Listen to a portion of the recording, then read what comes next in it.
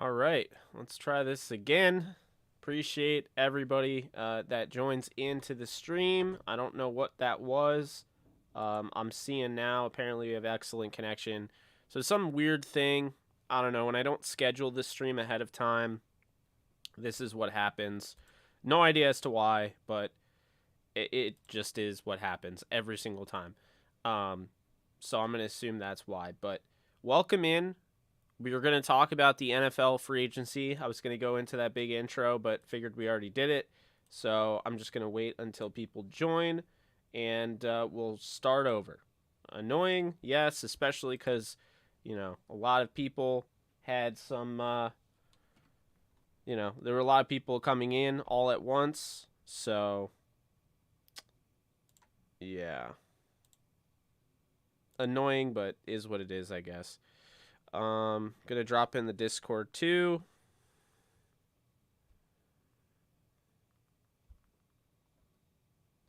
And then we'll get this show started.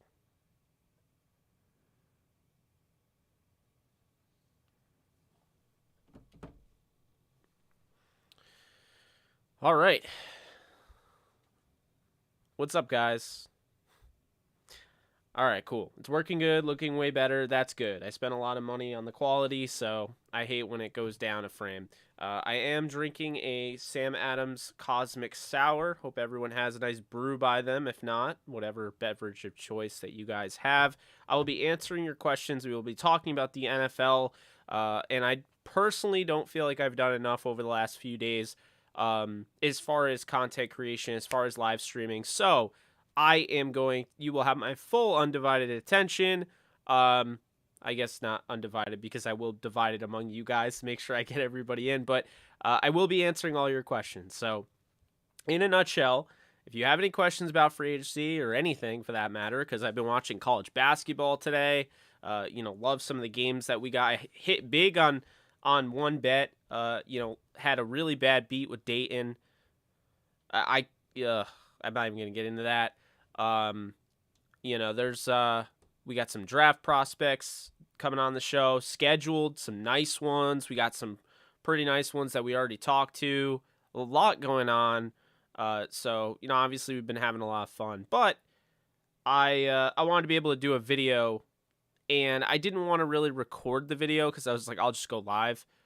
But I feel like when you're talking about a guy like Bobby Wagner, the ears perk up, because this is a superstar. This is one of the best linebackers in football. I had somebody ask me in the last stream that we just had before I had to restart whether or not Bobby Wagner is a 3-down linebacker, and I believe he is. I understand he's gotten older. I don't think he's lost the step that some are saying.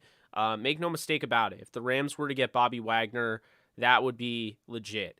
What's up, guys? How's it going, Ray? Victor, what's up? Yes, hit the like for me, guys. Would really appreciate that. Hope the sound is good. I didn't really test it, and I can't really hear it that well. It's not monitoring well to my headphones. So, yeah, I don't know why, but anyway, let's see. Hell yeah, been missing getting off work, hitting the gym, and watching a live stream post-workout. So I'm glad I got you right where you wanted to be. Awesome. Love to see that. Who's your team in college basketball? For those of you who don't know, my team is the Kansas Jayhawks. I've been a Kansas fan since I can remember. My family is from Lawrence. A lot of family that still lives in Lawrence. Some family that works in Lawrence for the Kansas Jayhawks. So always had a soft spot in my heart for the Kansas Jayhawks. They are my team. So great question there. They had a great win today against the Texas Tech Red Raiders. They look really good.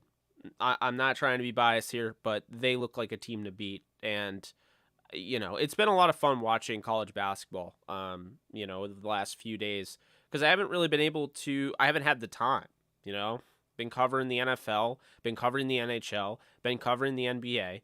I just didn't really have time to watch college basketball that wasn't like Kansas. So being able to see other games, watch Virginia Tech and Duke. I mean, obviously I'm live now and not watching it, but I was watching it, watching Kentucky and Tennessee, watching Dayton blow, 15-point lead that would have won me a lot of money.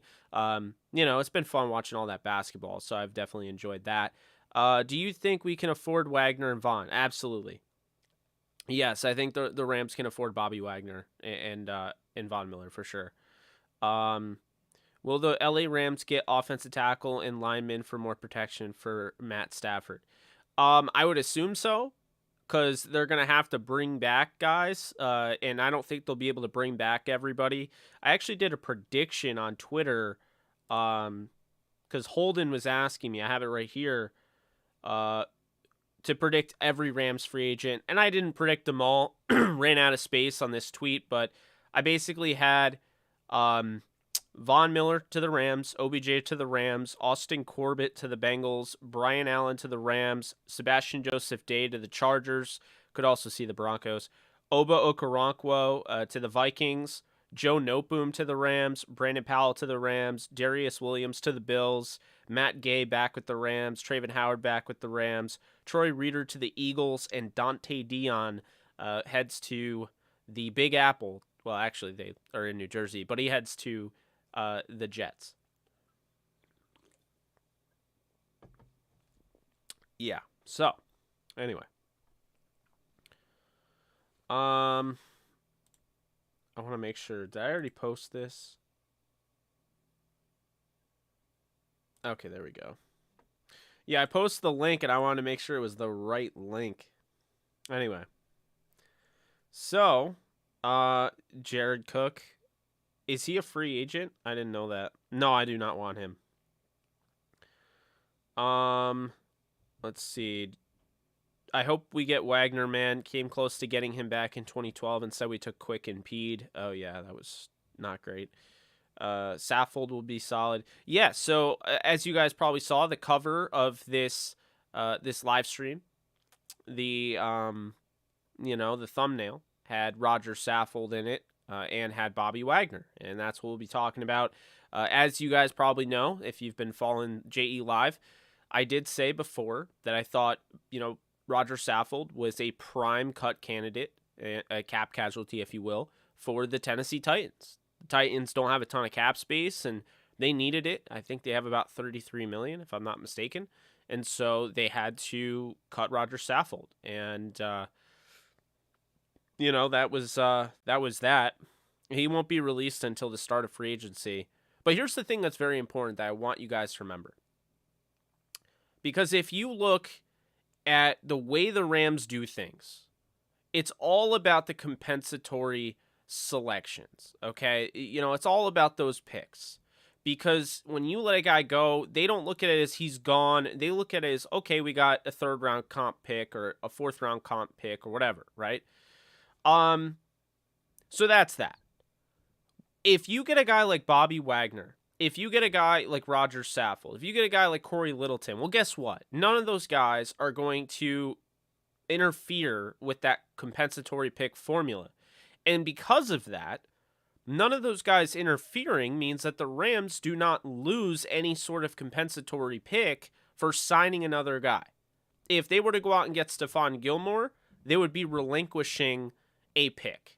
So probably, we would be talking next year. So let's see. We see who's a good one. I mean, I could see, we'll try this. Austin Corbett, probably going to be a fourth-round pick, right? So Austin Corbett, instead of being a fourth-round pick, would then be canceled out. So the Rams would not get any value for him if they were to sign a guy like Stephon Gilmore. And so that's kind of the big deal. That's why when you have a guy like Corey Littleton, Wagner, Saffold, who got cut before free agency, it is not a natural free agent. A natural free agent is an unrestricted free agent, is a free agent that the contract just expired. They were not released before free agency, but the contract ultimately just expired. And those are natural free agents. They do not count against the compensatory pick formula. We've seen this before. The Rams did this. They did this with Eric Weddle. They did this with Clay Matthews, this is a method to go and acquire talent without getting rid of your your compensatory picks. It makes a lot of sense. I hope okay, saw that. Jake, do you honestly see Wagner as anything more than a 2-down linebacker? We exposed him in coverage on 3rd down the past few years. I don't see him as a scheme fit for us. You, Brian, I absolutely do. I think he's 100% a 3-down linebacker. I don't think he's a 2-down, and even if he is a 2-down, then he'd be the best 2-down linebacker that you could have. I mean, having him with Ernest Jones and potentially Corey Littleton, if they were to bring him back, and Traven Howard, who will be easily brought back, I think that's, those 4 make one of the best linebacker groups in the league. And all of a sudden, we go from talking about how the Rams have no linebackers, the biggest issue with the Rams is linebacker position, and all of a sudden, if they were to come out and get Corey Littleton and Bobby Wagner, we would be talking about them having one of the best linebacker groups in the league. Amazing how that works. And it's very simple. Corey Littleton, the reason I made that video, because I know some are like, Corey Littleton sucks, Corey Littleton this. Corey Littleton doesn't suck. Okay, what ended up happening is Corey Littleton had a role reversal. He was used more all around with the Rams. They asked him to drop into coverage. They asked him to rush the passer. He's a former pass rusher, edge defender from Washington. So he went into the draft as a pass rusher. He converted to inside linebacker with the Rams. He missed all of OTAs and still won Rams Rookie of the Year. He had 8.5 sacks. He had 6 interceptions, a myriad of blocked punts. This guy can do it all. So what happened when he went to the Raiders? Well, I'll tell you. The Raiders did not use Corey Littleton the way you need to use Corey Littleton. At 6'3", 220-something pounds, this is somebody that has great size. He's got great length. He can use that to his advantage. He's a solid athlete, can drop into coverage, can make plays on the football, has really good ball production. I mentioned 6 interceptions, has 8.5 sacks with the Rams. I mentioned that. He can blitz. See, in combination with Aaron Donald, he was very good. And now it's the idea of putting him with Aaron Donald, Leonard Floyd, Von Miller, Ernest Jones, potentially Bobby Wagner, Jalen Ramsey. And let me just tell you right now, Corey Littleton is 28 years old. He's had 2 seasons in which he didn't replicate what he was doing with the Rams because, simply put, he didn't play that role with the Rams. He played it with the Rams. He didn't play it with the Raiders. The Raiders didn't use him that way. They didn't have him blitz. He had a half sack. So instead of us saying Corey Littleton is trash, instead of us saying that Corey Littleton makes no sense, let's go back to the drawing board and realize Corey Littleton was awesome. He is so good that when the Rams decided with this regime, Snead and McVay, to make their first ever contract extension, Alec Ogletree, they then went back to the drawing board and were like, you know what? Corey Littleton is so good, we don't need to pay Alec Ogletree. We're going to trade him. Littleton is going to start 2018, and that's what happened. Littleton had a pick in the Super Bowl against Tom Brady. Littleton has been productive. So with the Raiders, he just became a tackling machine, okay? He was used in that. He was used against the run. He didn't drop in coverage anywhere near as much with the Rams, and he definitely didn't rush the passer like he did with the Rams. I'm not saying that the Rams have all the familiarity in the world with him based on the fact that, no, Wade Phillips is not there anymore, and a lot of those coaches are gone. But Les Snead brought him in. Sean McVay brought him in. And I'm going to tell you right now, the Rams still had interested in bringing him back. They just don't pay that position. So when he got $12 million a year to go to the Raiders, he chose the Raiders because the Rams were not going to match that. They instead got Leonard Floyd for $10 million. And as we found out, I mean, that was the better move. Why not have them both now? Imagine what Littleton could do with this defense. I really feel like that's the thing. We talk about, well, Troy Reeder. If you're complaining about Troy Reeder and then complaining about Corey Littleton, the idea of him coming back, then you're just not getting it. Corey Littleton is literally a guy that can wear multiple hats. He doesn't have to take all of the reps away from Ernest Jones. We saw Traven Howard playing at the same time as Ernest Jones. We saw Troy Reeder playing at the same time as Ernest Jones. And furthermore, Corey Littleton can be used in packages that allow him to blitz. They can mix things up. He's not going to be overly expensive because he was just cut by the Raiders, and he's very much considered a disappointing signing. So it didn't work out in Vegas, is my point. So it's not like the asking price is going to be monumental. People are already forgetting he's 28 years old. He's got plenty of ball left. And on top of that, he's the best linebacker that's been on the Rams since James Laurinaitis. And you could argue he was more valuable than James Laurinaitis. He just didn't have the longevity. I mean, think about it. Corey Littleton had 8.5 sacks. He was a turnover machine. He, was a savant on special teams. So at the very worst, you can have Corey Littleton be a special team ace, block punts, bring that back to life, and have him rush the passer, and have him take over Okoronkwo. I mean, at the very worst, he becomes an edge defender that takes over Okoronkwo because Okoronkwo is going to go get paid. I'm sorry. If Ibukam made $9 million a year, Okoronkwo is going to make $12 million a year. That's just the nature of it. So the Rams are not going to get him back. Hollins will probably start if they lose Vaughn. I can't imagine them losing Vaughn. I think he'll be back. It sounds to me like he always planned on being back, but if talks fell through, then he would go back to Denver. I think he'll be back. But the idea of getting Littleton and Wagner, because I think they could get them both, I think Wagner will be more expensive, but if they don't get Wagner, then to me, Littleton is an absolute no-brainer. No questions asked. He should be a Ram next year. That marriage worked very well, and it only ended because he wanted to go make $12 million a year, and I don't blame him. The Rams don't pay it that much. The Rams made a mistake with him, though. It's not that they let him go. It's the fact that after the Super Bowl, they focused so much on paying Jared Goff that they let guys like that slip through the cracks.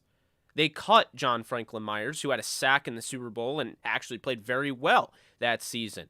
And on top of it, a guy by the name of Corey Littleton, like we're talking about, was playing great ball, and they did not sign him to an extension. They did not get out in front of that contract. Instead, they tendered him as a second-round tender. No one, claimed him. He came back in 2019, had another respectable season, and got paid handsomely by the Raiders. That's what happened. So, Wagner won't count against the comp formula. Littleton won't. Saffold won't. So we talked about Littleton. Now let's talk about Bobby Wagner, who for years has been, if not the best linebacker in the league, one of the best linebackers. It's like the Ray Lewis, Patrick Willis effect, right? When those two were in the league, it's one or the other, and there's a bunch of guys that are in that category. That is Bobby Wagner. So this idea, like I've seen people saying, I don't know, Bobby Wagner's getting old. Yes, guys are getting old. It's happening. But Bobby Wagner's 3 years older, I believe, than Corey Littleton. And I'm going to check just to make sure. He might be 4 years older than Corey Littleton. And that is not a knock on Corey Littleton. That is not to say that he's not accomplished. Keep in mind, Littleton had to sit behind Alec Ogletree to get his opportunity. But my point is that Bobby Wagner is simply not that old. Yeah, he's 31 years old, will be 32 in June, and this is somebody who, his former team, who he was with for 10 years, cut him and didn't tell him. He found out through Twitter. And if that's the case, if I was him, I would want to go and make them pay. How can I make them pay? I can go to their rival and play there and play them twice a season. And that's the thing. So the Bobby Wagner deal could be a 1-year deal. I don't frankly care how long it is, but you got to get him in LA. If he wants to be here, you got to get him in LA. Littleton is getting released. You got to bring him back. You got to bring back Saffold. Roger Saffold, I've been seeing, well, he didn't play that well, and he's really starting to fall off in Tennessee. He's really not that bad. And what isn't talked about enough is how much Saffold would help in the run. But on top of it, when you're talking about offensive line, you could be great.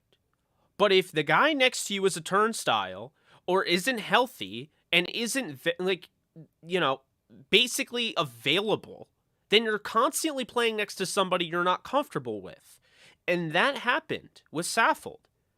And who am I talking about? Well, the guy, when he plays, he's great. But I feel like he's always hurt, and that is Taylor Lewan, the left tackle, who played right next to Saffold. It's really hard. I mean, hell, go back to the St. Louis Rams when they had Joe Barksdale at right tackle and Davin Joseph at right guard, and tell me right now that Davin Joseph at right guard didn't negatively impact Joe Barksdale's game, because it did. It was so bad, Barksdale lost his job because of how bad Davin Joseph was at right guard.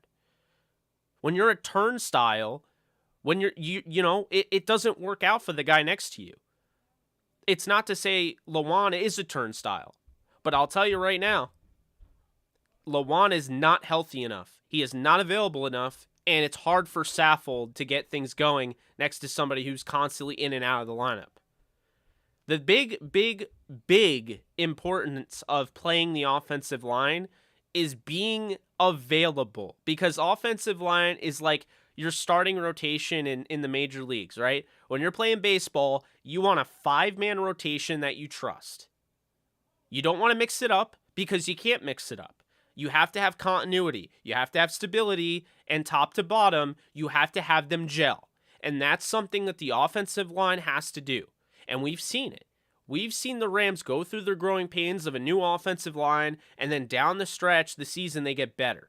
Well, you can't do that if your guys are never together. It's not like you look at like Tampa, right? It's not like Tampa finally getting their defense together in the game against the Rams. Oh, the defense is finally together. They're going to instantly be unstoppable. No. It's hard to get a defense to gel, but it's even harder to get an offensive line to gel. There's a lot of moving parts. You have different blocking schemes, different blocking assignments, audibles, everything, right? Guys that are going to pull, guys that are specialists at, stopping, in blocking, in the run game and being pass protectors. And I mean, it's all over the place. Okay. And that's the thing. So offensive line is very important. Just because a guy struggled, I ask you to just think. Please think before you absolutely roast a guy on the offensive line for struggling, because sometimes there is that diamond in the rough on the offensive line who is so in the rough that you can't see that he's a diamond. Because if you're the greatest offensive lineman ever and you're at right guard, but you're next to a pile of, basically trash cans, it's not going to work. And you're not going to, like, the guard position. There are the Quentin Williams of the world and Zach Martins of the world that are nasty, that are dominant, and when they win, they are rah-rah. They show you that they won, but not every guard is going to be able to kind of stand themselves out. It's not a position that everyone is going to be looking at, because whether you want to admit it or not, if you are not an NFL analyst, if you do not watch all 22, you likely follow where the ball goes. I mean, it's hard to teach your eye not to look at just the ball. And if you're one of those people, that's totally fine. It's nothing against you. But it's why offensive linemen get underrated. And furthermore, another reason why they get underrated is if you get rid of the ball quickly, or, the camera shakes or moves a little bit, you're not seeing how they're doing. And also, you're not seeing the camera angle behind said offensive line. And that's a big thing. You're not seeing those one-on-one matchups. You're seeing it from a side angle. We don't get to see the little nuances in the pass sets, in the different, the different things that offensive tackles and offensive guards have to do, the different mechanics that they work on. So that's, that's kind of my thing there, in regards to Roger Saffold. I don't mean to get heated. I just, I've been seeing like, oh, we don't need Roger Saffold. The dude is falling off. Look, if you want to say he's older, he is older. And I'm going to look that up right now. Look it up on my other computer. That way it doesn't slow down the stream. I don't know why it is slowing down the stream. We'll move that out of the way. Yeah, I don't know why it's slowing down the stream, but it is. Okay, he's 33. And in June, like Bobby Wagner, he'll be 34. But I 100% think the Rams should be going after Roger Saffold. And by the way, Roger Saffold has had some points in his career where he hasn't been the most reliable. But that hasn't happened since 2015, 2013, and 2011. With St. Louis, he was drafted in 2010. Okay, he was at 22 years old, drafted in the same draft as Sam Bradford. 16 games, started all 16, right? Started at left tackle. Okay, then he starts 9, so he misses 7 games in 2011. To be fair, Sam Bradford also missed a bunch of games that year, at age 23. Still at left tackle, starts 10 games. All of a sudden, we're starting to wonder, okay, what's wrong with Stafford? He's not able to go where we want him to go. And to be honest with you, Roger Saffold has a shoulder thing, okay? There's something off with Saffold. What is it? It's the shoulder. And what they did was they moved him in at guard. And so he starts, 12 games in 2013. He plays 16 games in 2014. He plays 5 in 2015. But when he comes back, he gets that shoulder shot, okay? He gets the shoulder shot, and now he's firmly a left guard. And guys, listen to this. This is freaking amazing in the NFL. You have to understand how incredible this is. Roger Saffold is one of the most underrated and underappreciated offensive linemen in all of football. You ready for this? This is a freaking masterpiece. Okay? 2016 through 2021. Roger Saffold, 15 starts, 16, 15. Don't listen to people. He's not getting cut because he can't stay healthy. I saw that the other day and I literally cackled because the dude has literally started every game at least 15 games in every season going back to 2016. That's reliability. And furthermore, he only missed, with the Sean McVay era Rams, the only games he's missed are the ones where, and this is funny, the only game he missed was Sean McVay. He played there for 2 years with Sean McVay. He played in LA for 3, one with Jeff Fisher. He missed 1 game with Sean McVay, and do you know why? Because they sat their starters in 2017.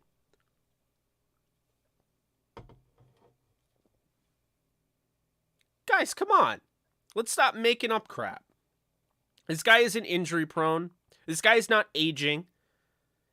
If he was aging, his play would be coming off, he'd be falling off a cliff. He wasn't cut because he's not good. He wasn't cut because he's old, and he wasn't cut because he's injury prone. He was cut, like I predicted, because they do not have a good salary cap situation, and they were very likely to release him. So, Roger Saffold, as far as I'm concerned, should be he should be interested in a Rams reunion. There's still plenty of friends in LA. And that guy was there every day at Venice Beach, working out in the morning. He should want to be back, and the Rams should want him back, as far as I'm concerned. And if that's the case, say the Rams lose Austin Corbett, they bring back Brian Allen, because it's sounding like they want to bring back Brian Allen. So they want to bring back Brian Allen. They lose Austin Corbett. They have Havenstein already under contract. Whitworth decides not to run it back. He's saying this was the greatest way to go out. I'm going to go out a champion and going against the team that said I was too old and beating them. Say that's the case. And they get Noteboom back. The Rams offensive line with Joe Noteboom at left tackle, left guard, you have a few options here. You bring in Saffold, he plays left guard. You can move Edwards to right guard. But they're also, 100%, no doubt about it, going to bring back Coleman Shelton. So I guess my feeling here is that if Coleman Shelton is going to be back, and you have Brian Allen back, and you have Edwards, and you bring in Saffold, not only do you have some great depth, and now you won't see Bobby Evans having to be tossed in there in a moment's notice.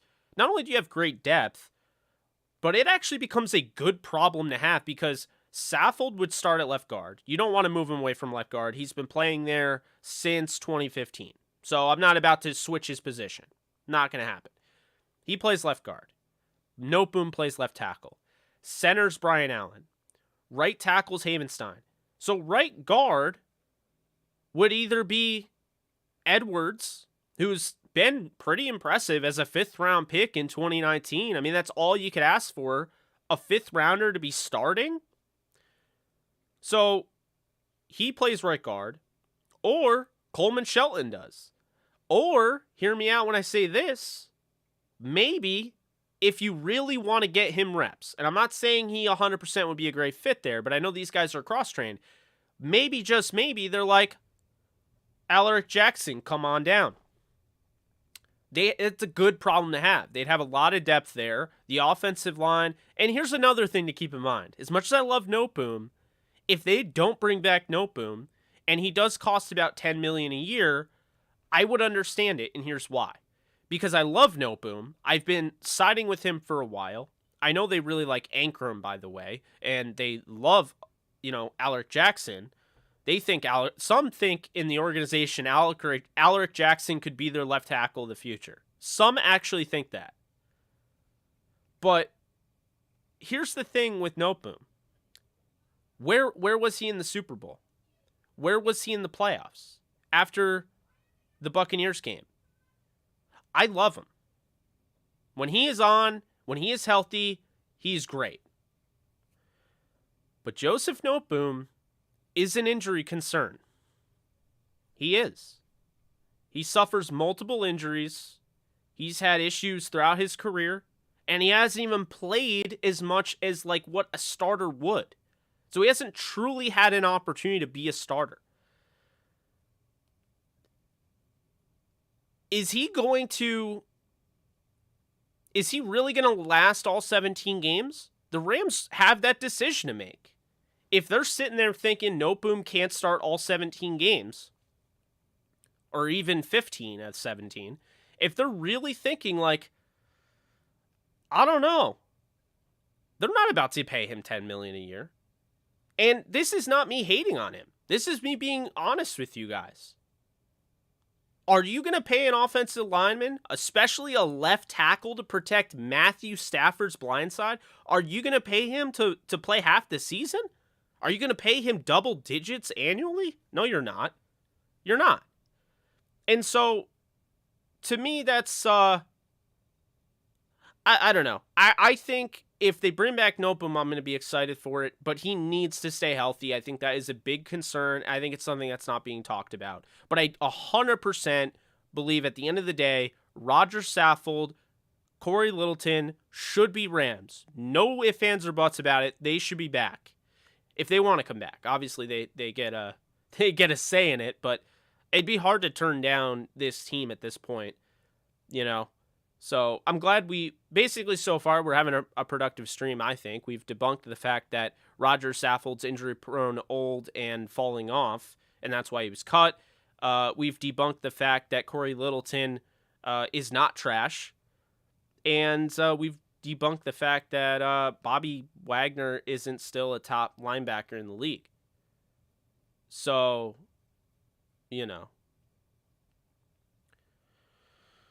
HD, I saw your comment before it went away. What's up, Brandon? I'm planning on playing some games later. Probably Elden Ring. No Whitworth news yet.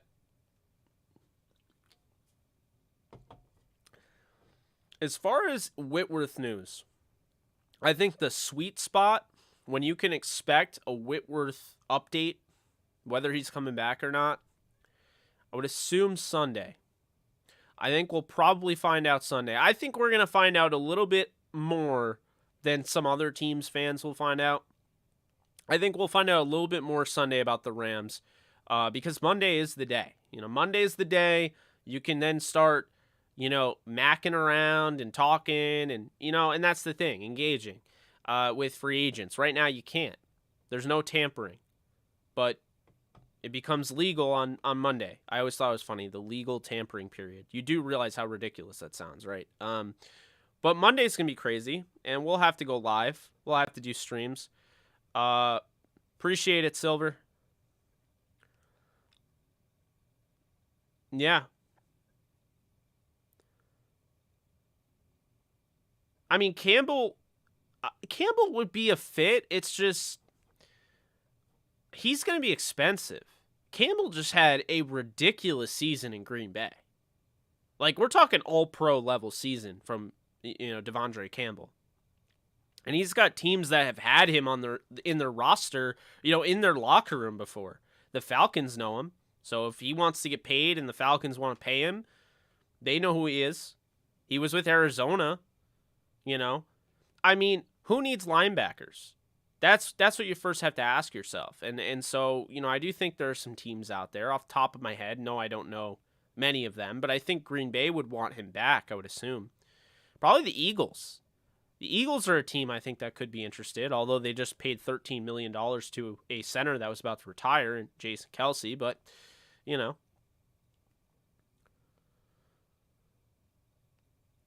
I hate to break it to you guys that are, if you guys are here that are Arizona fans, but I'm out on Arizona. I'm sorry. I am. Kyler Murray, I don't want to be a hater. I've really liked Kyler Murray. He was my QB1 coming out of the draft, and he still is from that draft. I mean, he's the best. It's not really close. But Kyler Murray wears down, folks. Kyler Murray and RG3 are kind of similar. The only thing that's separating Kyler Murray and early on career RG3 when we were talking about potential superstardom from that guy, the one thing that's really separating the two is that RG3 had catastrophic injuries. Kyler hasn't had a catastrophic injury. But he's wearing down. Because Kyler at the end of the season looks brutal. So, I look at Kyler Murray, I look at the Cardinals, and I think, you know what? Look at this. Where did this get you with the J.J. Watt signing? I mean, Hopkins you paid all that money to. And, I mean, he's going to have issues with those knees. He's already having issues. He missed the end of the season.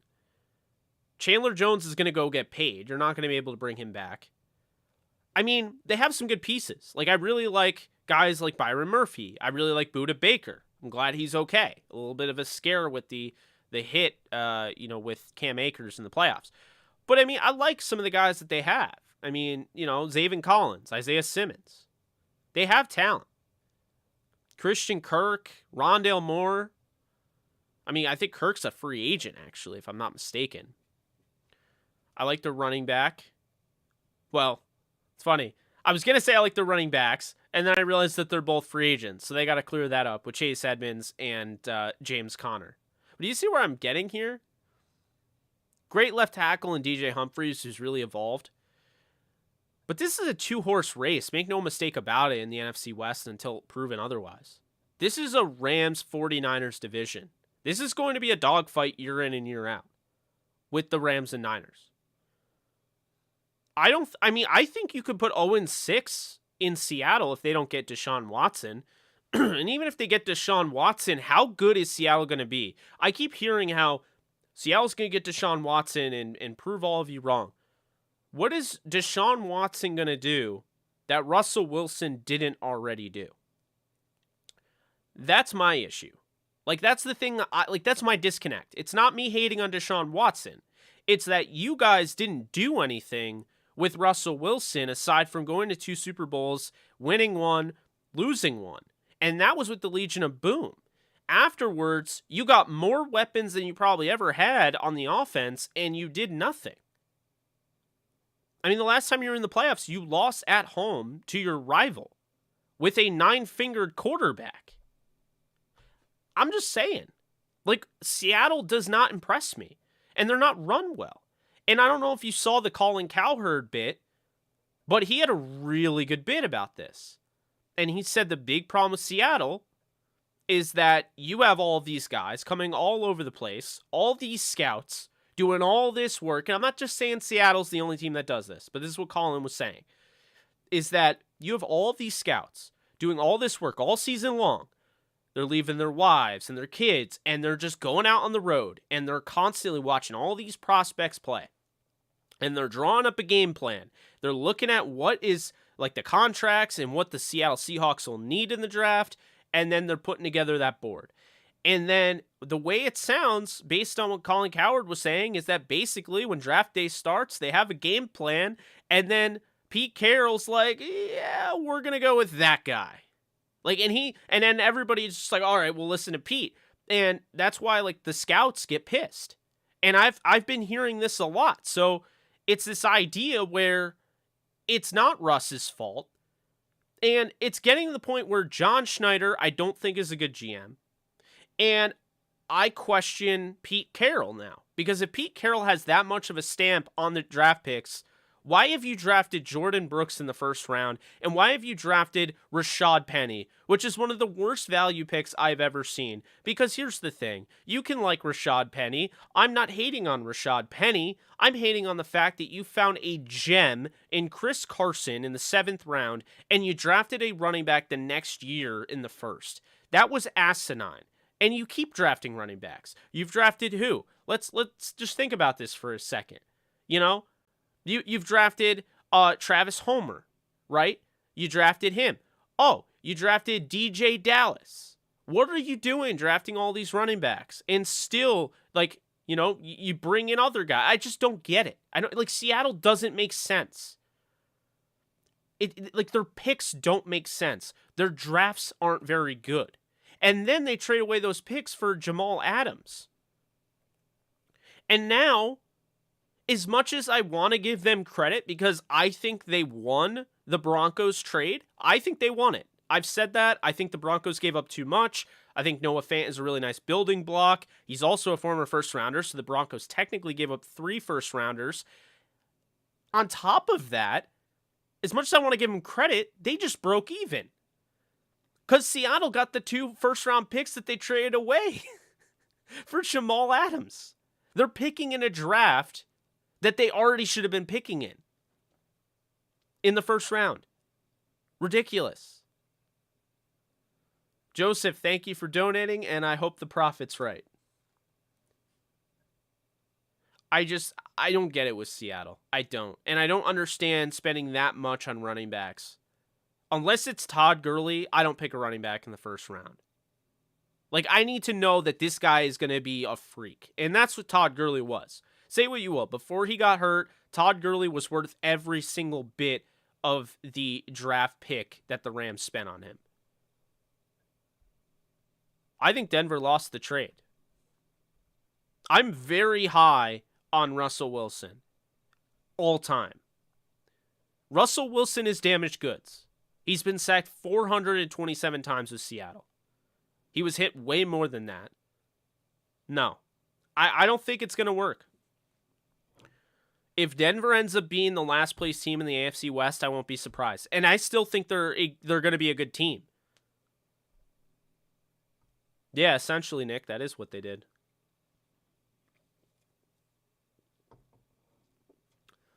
So here's my thoughts on that, Ramelia.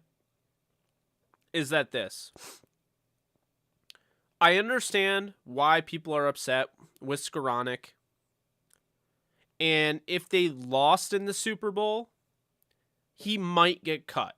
Just because of the nature of it. I still don't think he would, but there would be, a chance.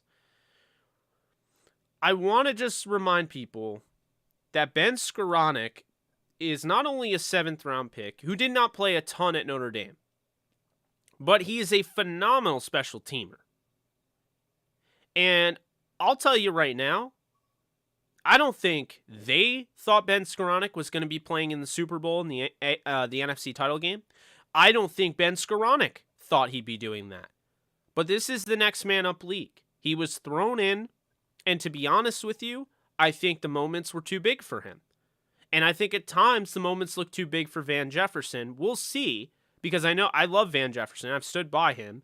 And I do think because he was coming off the knee injury, But I'll tell you that right now, Skoranek is ahead of schedule. And how about, instead of looking at it in a way of, Ben did this, and so we should cut him, let's look at in terms of Ben is already a great special teamer. And on top of that, Ben Skowronek has already gotten a taste of what it's like to play in big games. Now, he did not make those big catches in those big games, but I believe next time he will be making that catch. He will be making the catch, against the 49ers. He will be making the catch over the middle against the Bengals. He won't be making these mistakes. The biggest issue the trap that we fall into is when a guy makes a grueling mistake in a big time game, we want to spit on him. We want to crucify him.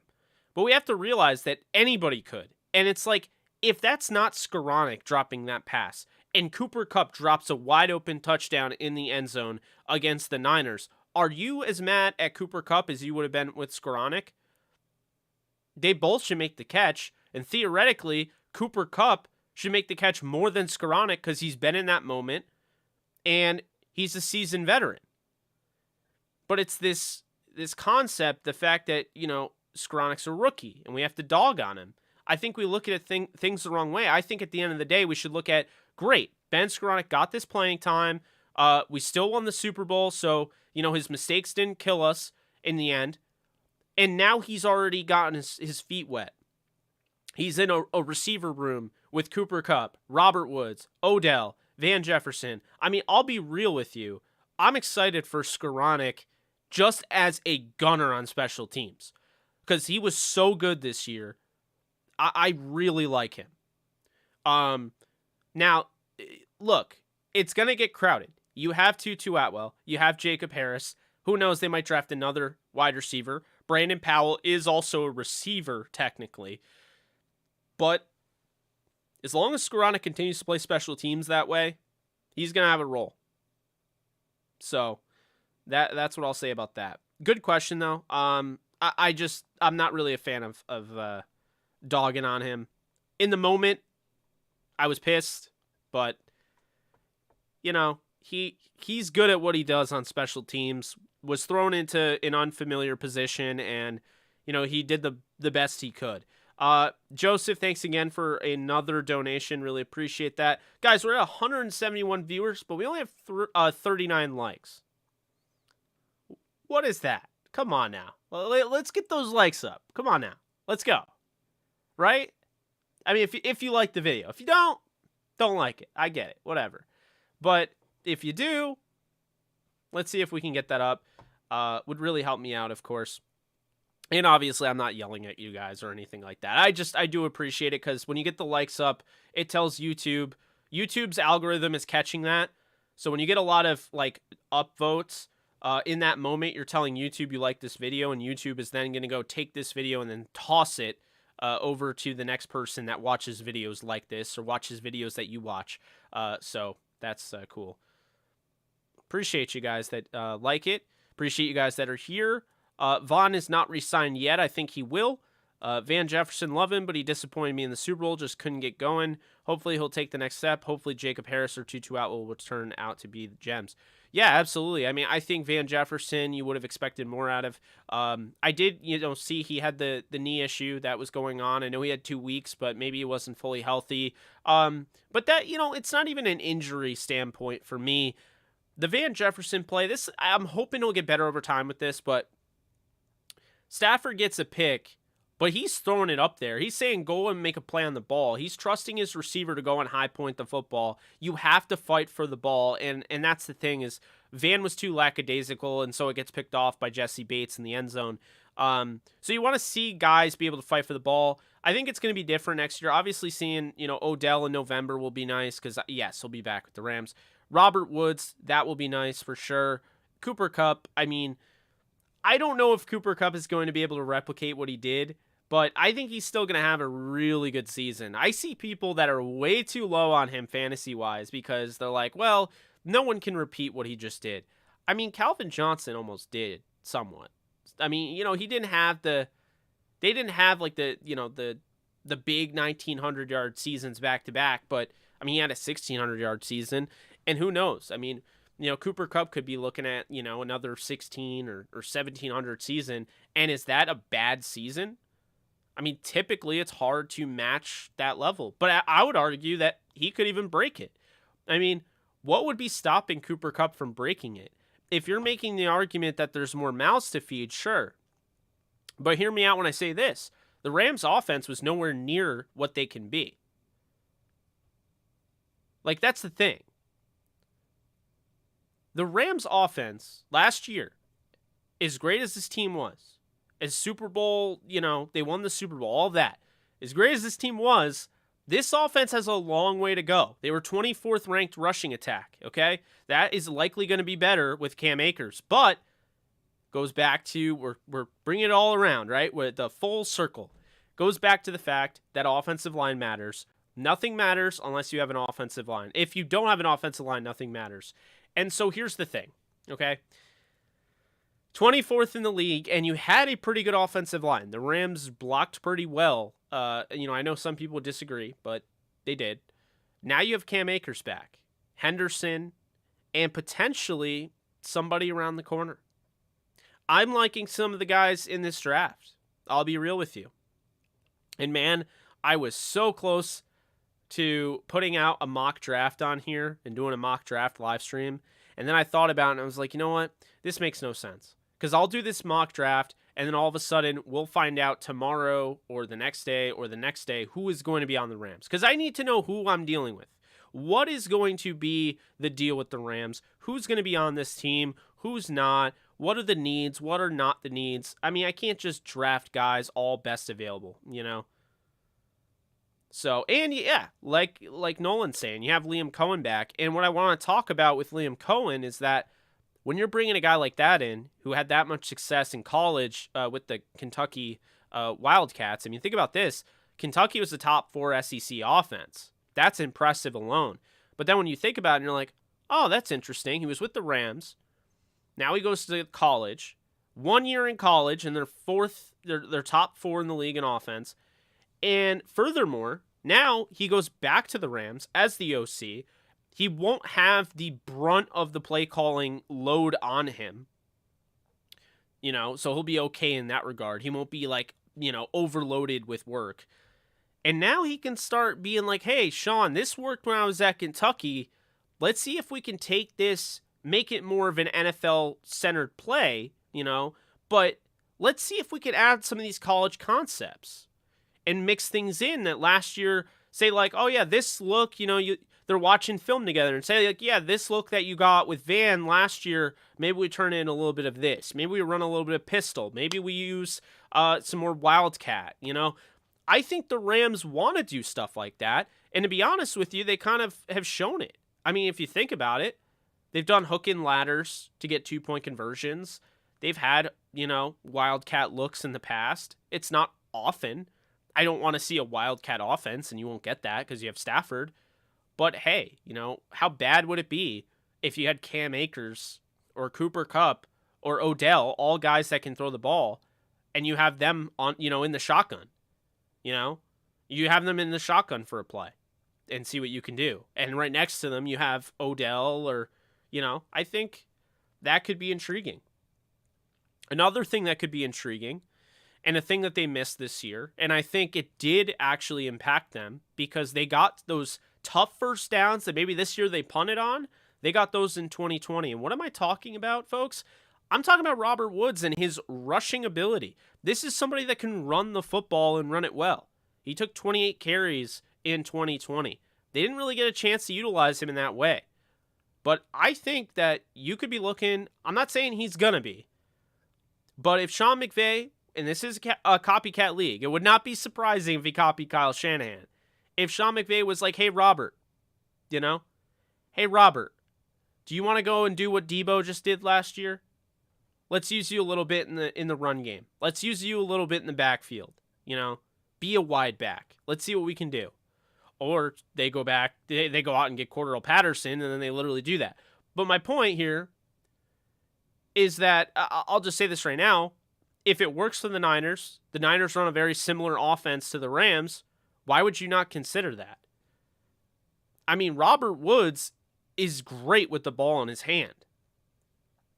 So I would totally be for that, getting those different alignments, getting, Matthew Stafford in the pistol, getting Matthew Stafford in the shotgun, and then right next to him having, an alignment where you have Cam Akers on one side of him, and then you have Darrell Henderson on the other, or Cam Akers and Robert Woods, or Cam Akers and Cooper Kupp, or Cooper Kupp and Robert Woods. There's a lot of different, concepts that they can run, a lot of different things that they can work with. That's not including Jacob Harris, the 6'5" freak that is going to be a breath of fresh air if they can get him on the same page with Stafford. That's not just including him.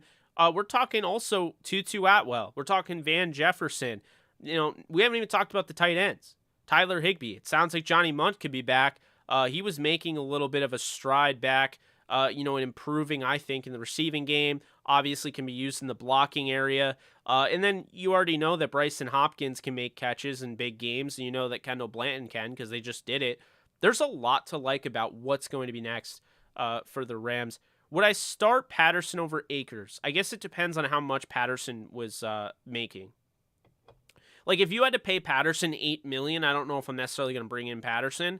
But if Patterson took less, then I'd start Akers over Patterson. If Patterson took $8 million, you'd probably have to start Patterson by default or, mix him up a little bit. Yeah, I think Munt is coming back on a veteran minimum deal. Like, Jordan Rodriguez had a nice article that kind of summarized it. Like, they're still interested in bringing back Sony Michel, but they're already expected to lose him. They're expecting a team to pay him more than they want to pay him. They're interested in bringing back pretty much everybody, but they know they're not going to get into a bidding war for Corbett. They're just not. And the Bengals have all that cap. All the cap without having to make all those moves to restructure contracts and such. So I wouldn't be surprised if Noteboom and Corbett are in Cincinnati. If Noteboom is not back with the Rams, would not be surprised if Noteboom is in Cincinnati. Definitely think Corbett 100% is going to be a Cincinnati Bengal.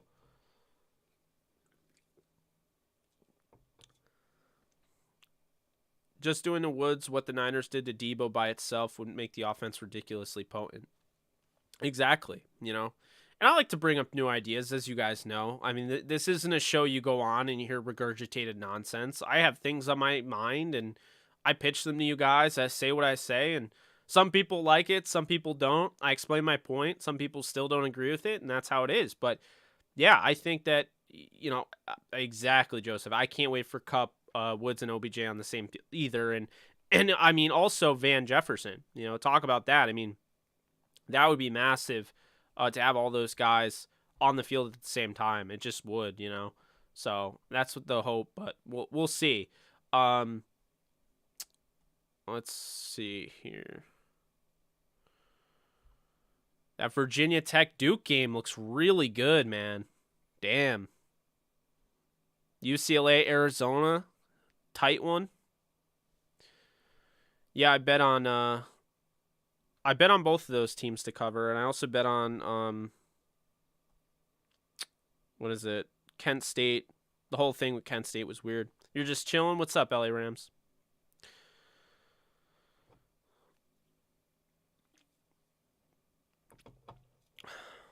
Eugene, I agree. I think the only thing that I could understand with Noteboom is if it's an injury thing. Yes, Annette. Robert Woods isn't going anywhere. The franchise absolutely adores Robert Woods. He's not going anywhere. I can tell you that. I can say that with confidence, which makes me feel good because, I love Robert Woods. So the Conference USA, no, never mind. I read it wrong. I thought it said 93-39. I was going to say that is a bad championship game. Wow.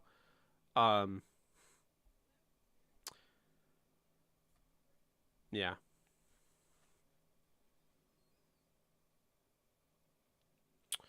I mean, I don't think that they would use Brandon Powell, to be honest with you. I think they just want to use him as a return specialist. But, I mean, I'd be cool with it. I just don't think that they're going to do it personally, which is a bummer.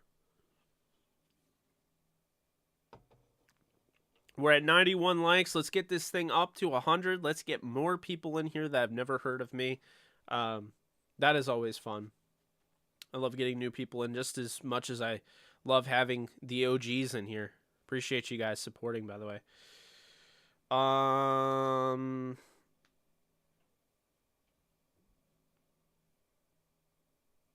Yeah, that's the hope.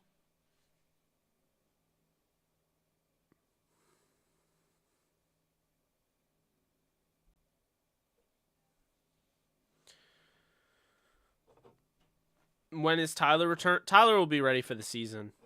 He had a sprained MCL. If the Super Bowl was 2 weeks from the ACL, like opening day or whatever, or what the hell am I saying? If the Super Bowl was 2 weeks from where the Super Bowl was, Higbee would have played. Appreciate it, Annette. We got to 100. Appreciate you guys. Always make sure if you're watching my videos and you enjoy them, make sure that you're giving it a like, because I'm telling you, it is everything for the algorithm. Everything. I think Tutu Atwell is going to surprise people.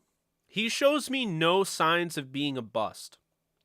Like, I understand some people might laugh at that, but hear me out when I say this. Atwell doesn't have these signs being a bust because in preseason, the signs come out when you see a guy that can't really adjust to the speed of the game. You see a guy that can't really frame the ball and drops the ball. I'll be playing Elden Ring later and probably some other stuff just to answer your question. But with Atwell, I don't see a guy that looks really like he's scared, right? Like the moment's too big for him. He's dropping wide open passes. He's not getting separation. He's using too much of a rocker step at the line of scrimmage, not getting off the line of scrimmage, fumbling the ball, lack of confidence. Like, I don't see that. So it's just one of those things. Like, I understand some people are like iffy on Atwell, but I mean, the guy led the NFC in receptions in preseason. Like, this guy, I think, is going to be the real deal if they give him the opportunity. And if they don't, then he'll be on another team and he'll do it. But I think he's going to succeed. The problem is, he looks like Tavon Austin. He reminds you of Tavon Austin or Donnie Avery. So you're instantly thinking, he's Tavon Austin or Donnie Avery. No, he's different. I mean, at the end of the day, he's different. So I'm excited for him. I'm excited for Jacob Harris. I mean, we'll see with Harris. I think he could be stellar. But like I said, we will see on that end.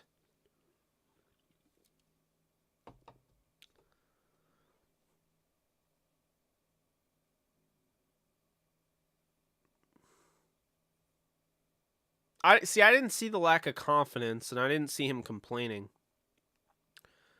Oh, well, if Stedman Bailey, and I'm going to be as blunt as humanly possible, if Stedman Bailey doesn't get shot point blank in the freaking head, he was going to be a pretty solid receiver in the NFL. Like, no doubt about it. He was catching his stride. Like, he was becoming something. And some asshole shoots him point blank in the head with his kid in the car. Now, he's alive. He's totally fine. I don't know how, by the gift of God, but no team is not, like, there's liability in playing this sport. Remember the backlash the Rams got for signing Wes Welker, who had all those concussions? There would have been way too much backlash for a team to ever sign a guy who got shot point blank in the head. It just would not happen. And Stedman was going to those games, man. He was still supporting the team. He really wanted to be a part of the Rams, but no team was going to sign him after that. I don't think the AAF, I don't think the USFL, I don't think the XFL would take him, because the liability for signing a guy who has a bullet in his brain or in his head. I mean, just think about it. He gets hit and say he passes away on the field. Like, it's a huge liability issue. So, but yeah, you mentioned Stedman. It really pains me because, I was a big fan of his, and just really unfortunate. I know people look at it as he's blessed, he survived and all that. You can look at it that way, sure, but I mean, this guy was about to really hit that spot in his career and take it to the next level. And I just look at the fact that, you know, and maybe this is the pessimist in me. I'm not typically just pessimistic, as you guys know, with the Rams, but I just look at it like, why? Like, oh, he's so blessed he survived. Yes, he's blessed he survived a point blank shot, but like, why did that have to happen to begin with? Why did he have to be in the wrong place at the wrong time? You know, why did he have to lose his career? Like, that's the thing that bothers me to this day. So, yeah, exactly, Bioshocks, absolutely.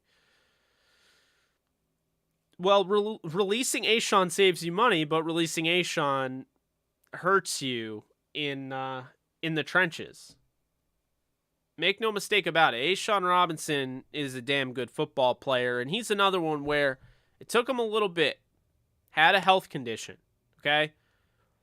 So he has a health condition, and it's his first year with the Rams. He waits until about, I think it was week 11, 12, something around that line. Then he's able to come back. Because of that, he didn't accrue that season, so he was able to continue playing. So he would have been a free agent, I believe, last year, but this year, actually, he would have been a free agent this year, but now it's next year. But he's really starting to come into his own. You saw it in the playoffs. I don't know, man. To me, no. I think Ashawn. Yeah, Ashawn's a dog. Exactly. I totally agree. Oh, looks like I lost that bet. Kent State blew it for me. Bummer. Way to go, Kent State. Akron ends up coming away with the W. Kent State had a weird video come out where they were like trash talking Akron. I don't know why, but just odd.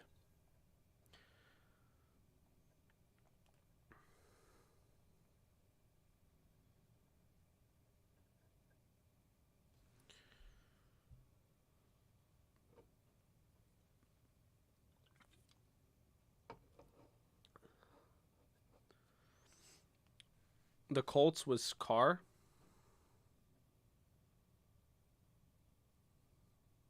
The Colts want Carr? Now, that would be something.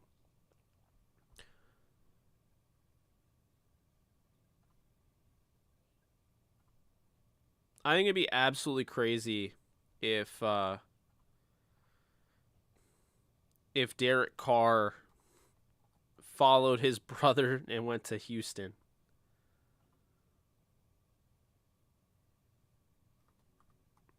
I love how I can't log into Twitter. Like, what the hell? I was going to see if there was, like, news on it.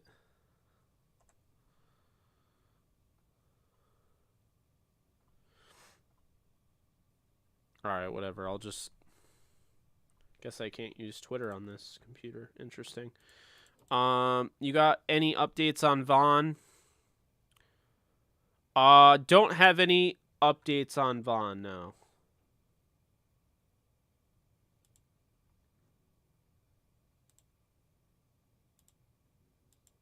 Let's see.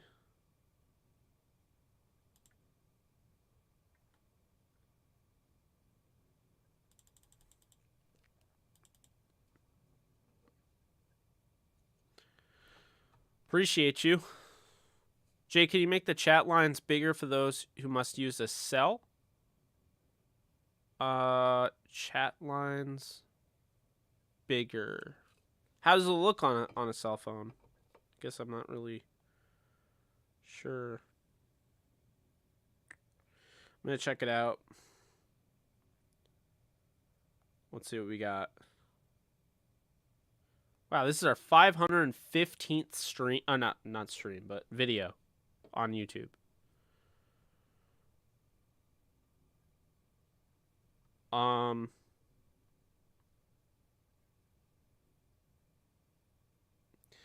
Yeah, it's hard. It's hard to do that because I just don't have a lot of area, you know? I was thinking about changing the way I do the chat, like adding how I have it. If you guys have ever been on my gaming channel, no, Landry's not coming to the Rams, and there's no reason to get him. I don't see any cap casualty or trade. No, I think the Rams want to run it back with what they have. Try to bring back the guys that they want to bring back, but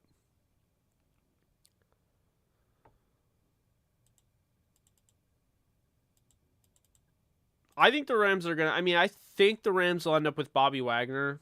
I 100% think Odell's back, and I think there's a pretty good chance that, I think there's a pretty good chance that, what's-his-face is back. Von Miller. You guys have me checking to see if there's any news.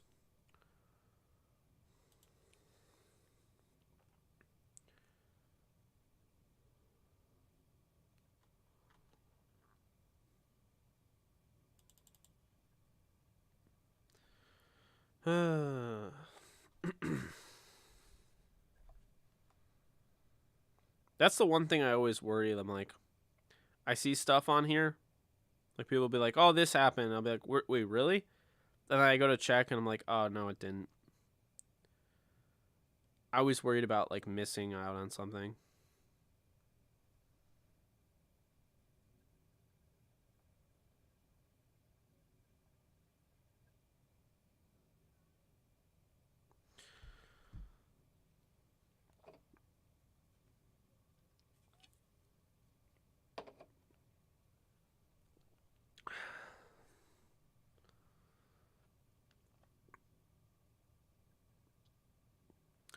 Yeah, I don't think Freddie Freeman's going to go to the Yankees. I was thinking about it. I'm like, he's 32. I think they'd get Carlos Correa before they got Freddie Freeman. Dodgers can have him. I did see the OBJ tweet about Miller. That's a good sign. That kind of makes me feel like, I know some people were like, oh my God, that means OBJ's staying. I already assumed OBJ was staying, but.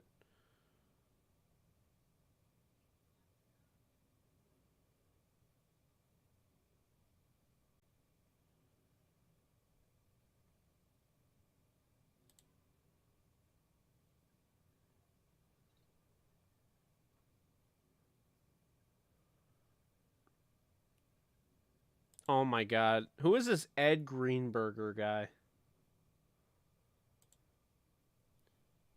And Amari Cooper. Browns are getting the anti-OBJ. Listen to this, guys. This is a tweet. This is so stupid. Thank you, Joseph. I appreciate that. This is so stupid. Ed Greenberger says, in Amari Cooper, Browns are getting the anti-OBJ. Cooper will be exactly where he's supposed to be on every single play. And for the OBJ needs time to learn the Rams offense crowd. Coop was traded to Dallas in Week 7 in 2018. He had 53 receptions, 735 yards, 6 touchdowns in 9 games for Dallas that year. What a clown. What a clown.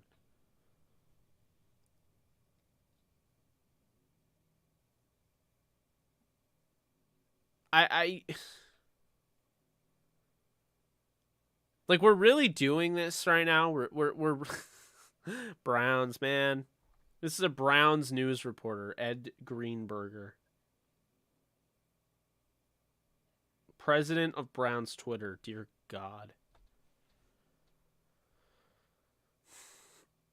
I just can't. I can't. I don't have words. We're still doubting OBJ. We're still doubting his greatness. We're still doubting how he's bought in. My Lord. I don't even care if it's from a Cleveland Browns fan. Like, it's just stupid. It's just stupid. Blatantly stupid at the end of the day. Whatever, man. It's so dumb.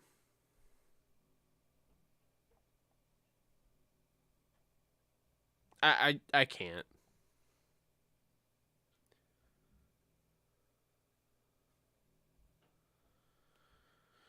Man, people just say the dumbest things.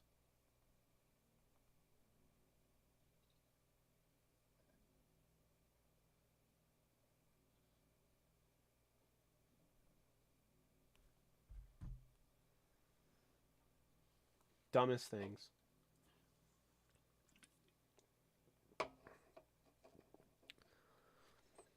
Look, I'm not even hating on Amari Cooper.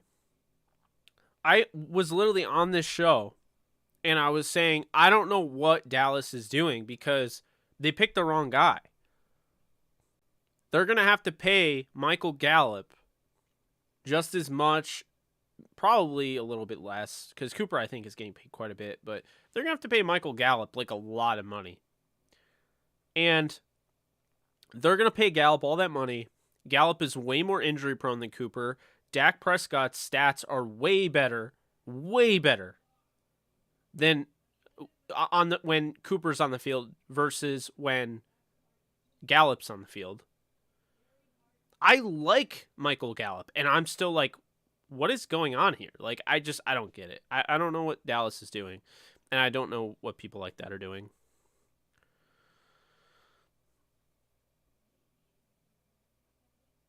I just, no idea. The Diet Rams. I don't know why that sounds hilarious, but it does. The Diet Rams. They're about to be the Diet Rams. I saw that. Oh my god. The Chargers are about to be the Diet Rams. I'm trying to look up their contracts right now. Salary cap table. Let's see what we got. Chargers have $22 million in cap space. That's it? Oh, because they added the Khalil Mack deal. So Khalil Mack, yep, they have $22 million in cap space. They could cut Brian Bulaga and save $10 million. I don't know why they haven't done that yet, frankly. They could cut Bulaga, save $10 million. They could, they could restructure Lindsley and save $5 million. Michael Davis, they could cut him, save $5 million. Matt Filer. This team hardly has any money, bro. No GMO Rams. Dear God. The vegan Rams. All right, I'm sorry. I probably offended somebody.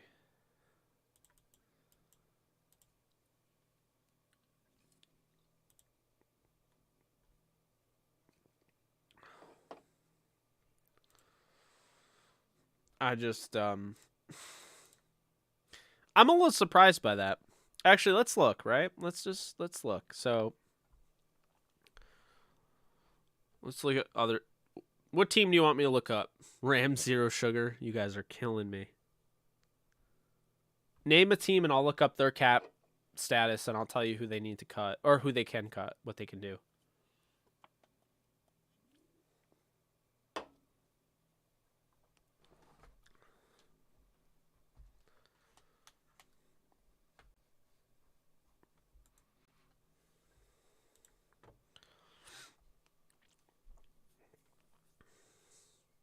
$49ers. Okay.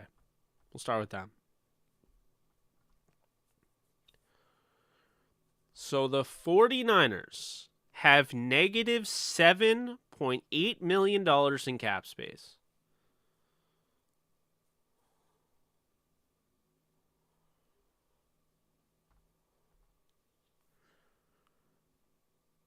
So Arik Armstead, they could cut him, save $3 million. They could restructure him and save $6 million. Interesting. They could restructure George Kittle, save $7 million. They could restructure Trent Williams, save $4 million. Yeah, they're in wow. They're not looking too good. D Ford restructure would save them like $600,000. They would lose money if they cut him. It'd gain $3 million if they cut Ward. It's all about trading Garoppolo. They gotta trade Garoppolo. There's no chance they could keep him because that's the only way they're gonna get out of the negative. You gotta have about $5-6 million saved up for your draft too. Keep that in mind.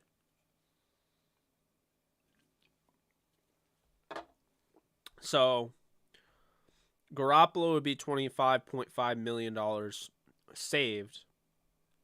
Assuming they take on the full contract. That's not a guarantee. Mike McGlinchey, it's like you're not going to cut him. Ebukam, you could release for $6.5 million, but it's like they actually like him. Alex Mack could retire, maybe? That would save you $6 million, around that. I mean, Fred Warner... Yeah, I don't know. I don't know, folks. There's really not a lot that the Niners can do. They're not in a good cap spot.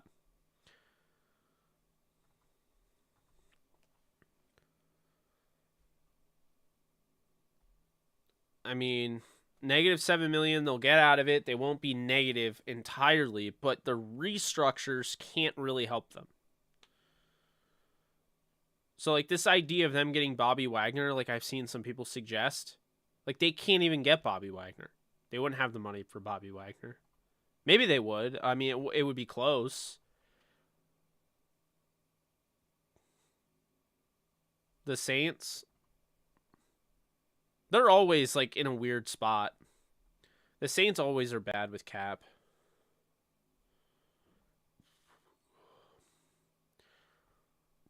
How are my Golden Knights doing? Not very good. Saints have -$6 million in cap, but I'm sure they could free up a lot. Oh, -13. Never mind. David Onyemata is the highest paid player on the Saints right now. David Onyemata. They can cut him and they would save $3.8 million. That puts him at -10. Teron Armstead.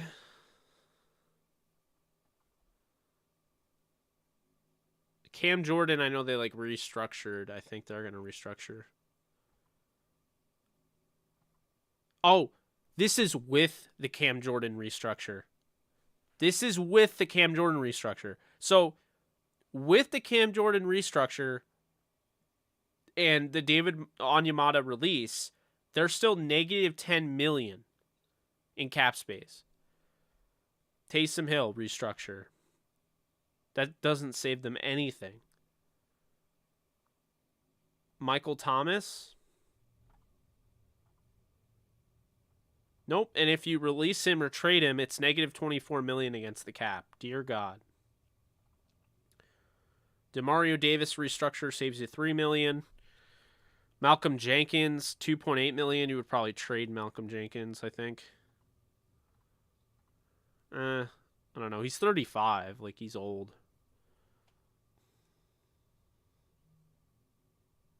Yeah, the Saints will barely get under the cap, but it's not going to be pretty.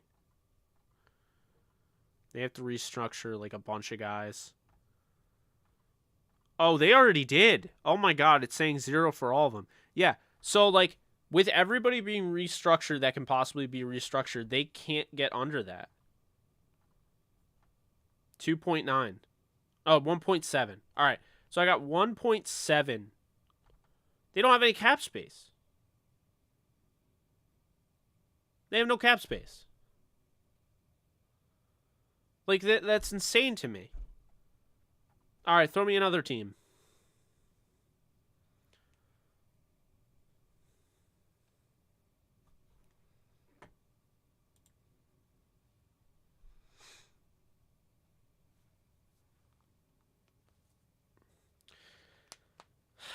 Yeah, I mean, I don't know how much Thomas will help, though.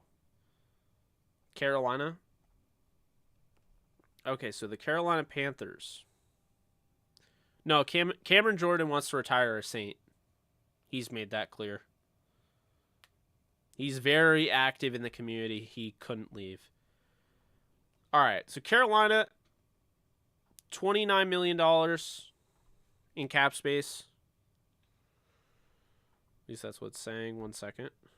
Trying to manage the roster. I don't know why it's taking so long to load. Okay, so Sam Darnold, they're paying $18 million. That's his cap hit this year. $24 million they have. If they release Sam Darnold, they save nothing. It's already paid for. It's already guaranteed. So they can't save anything on Sam Darnold. All right. Robbie Anderson, they restructure him, they save $4 million. If they release him, they save $1 million. So say a restructure. Christian McCaffrey, say they trade him. That would literally be a loss. Negative $12 million. That's what they're saying here. If they were to trade him. Because of the penalty. Shaq Thompson would do nothing. Negative $9 million if they can't restructure him, and it would be negative $9 million. Okay, Taylor Moton, nothing. They could cut him, negative $31 million. Yeah, Carolina, this is what you're going to get. They'll probably restructure Robbie Anderson. That's all they can really do. They'll have $28 million in cap space going into free agency. They'll have to play around with it if they want Deshaun Watson. I know they probably figured out how to do it, but that's the way it is. Not really sure what's happening with Kyler Murray, to be honest. I think he just wants to get paid, but that's just me. Okay. Cardinals. All right. And I see Bucks down there, so I'll do the Bucks afterwards, and then I'll do the Eagles. All right. Cardinals. Oh, boy. Oh, boy. See, this is why I'm like, the Rams are ahead of most teams in the league, because while they have negative cap space, a lot of restructures ahead, a lot of reworking of contracts, like Stafford's extension, like, Aaron Donald's. They'll probably do some stuff. They, like I said, they have a pathway to saving $100 million in cap space. I'm not saying they'll do that, but I'm saying that they have a pathway to $100 million. That's possible. That's not possible, the teams I just looked through. All right, let's look. Cardinals, $3 million in cap space. That's it. You could restructure Hopkins for $3 million. You could release Hopkins for negative $4 million. That wouldn't be good. You don't want to release Humphreys. It would save you $15 million, but he's a 29-year-old left tackle who is coming off his best season. So you wouldn't, release Humphreys, even though that would save you 15. J.J. Watt, 33, injury prone, going into his final year of his contract. Doesn't matter, because if you cut him, it only saves you $800K. All right, Budda Baker, base salary restructure, saves you about $6 million. So say with the restructures of Hopkins and Budda, we're at $13 million in cap space. Rodney Hudson, we're at $4 million in cap space. They could cut Jordan Phillips for $4 million. Okay, so they're looking at, maybe they cut Justin Pugh, $9 million. They're looking at $32 million in cap space. They're going to have to sign Kyler Murray, so that's probably going to, there's going to be a hit taken there. Devin Kennard, they could cut $37 million.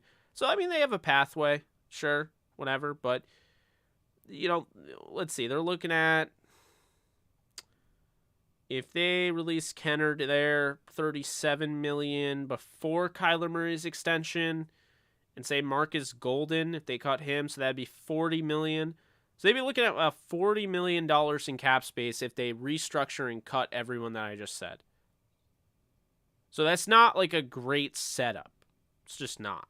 Let's look at what Seattle's going through. Then I'll get into the Bucs because I'm curious about Seattle. Seattle has $45 million in cap space. So this is a team that I think can really capitalize on trading Russell Wilson. I think that they can, utilize the cap space, blow the thing up, start anew. They really should have gotten rid of Pete Carroll, but that's just me. All right.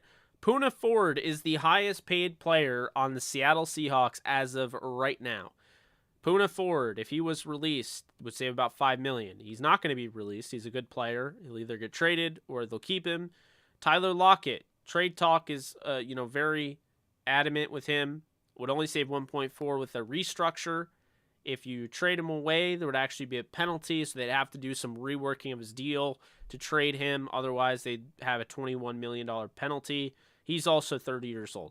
Jamal Adams, his contract is horrible, so they really can't trade him. That's the deal here. They'd have to rework his deal. His restructure is only going to be $723K. It's not going to help. Gabe Davis, restructure 2.4. If you cut him, it's -3. So you restructure him, you restructure Lockett, gets you about $4 million there.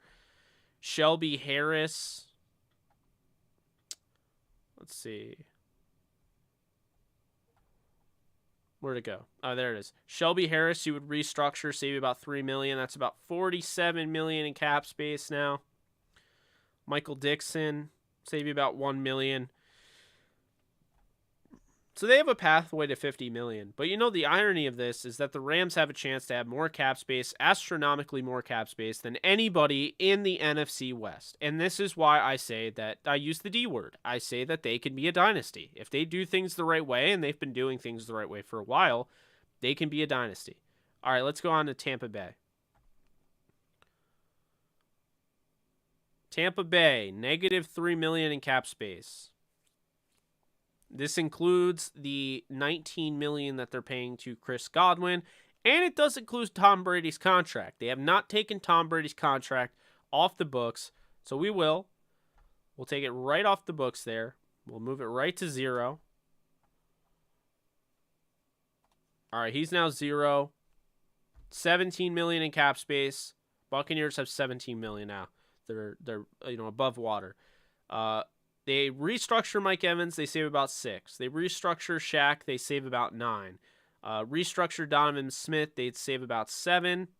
Smith is 29. I wouldn't expect them to let him go, but if they did, they would lose money. So the best way to do that is restructure.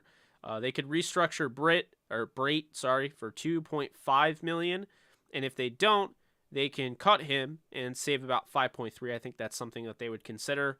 Then Vita Vea, if they restructure him, it doesn't matter. If they restructure Ryan Suckup, it would save him about $1 million. They cut him, they save $2.5 million. That's probably what they'll do. Nunez Roches, if they cut him outright, they save about 2.7. Bradley Pinion, they'd save 2.9. So there's that there. And then, yeah, I think that's about all that they would do. Probably Ross Cockrell, cut him. So the Buccaneers, with all those moves, if they cut, they restructure, do all of that, they can get up to $55 million and counting. They could probably get to 60. So that's that. Later, Joakim.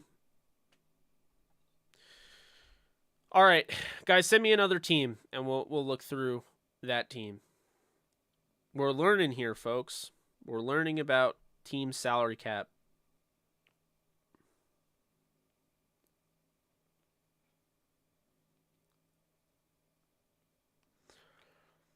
I just don't know how the Niners or Seahawks... Oh, Seahawks could facilitate a trade for Russell Wilson. I don't know how the Niners could.